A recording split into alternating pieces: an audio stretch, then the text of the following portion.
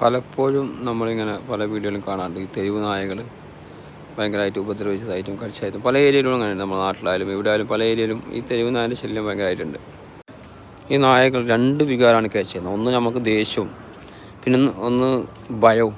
ദേഷ്യവും ഭയവും ഇല്ലാതെ നമ്മൾ നായയുടെ അടുത്തൂടെ കടന്നു പോവുകയാണെങ്കിൽ അത് നമ്മളൊന്നും ചെയ്യില്ല.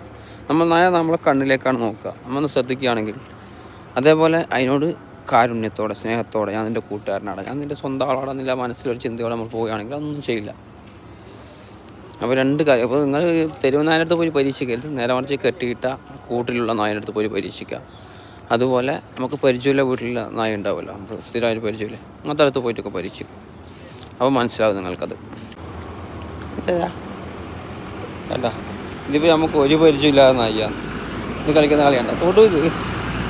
ഇത് തോടും കാക്കറിൽ തോടും നമുക്കൊരു പരിചയമില്ല, ഞങ്ങൾക്ക് പരിചയമില്ല നായിരുന്നു.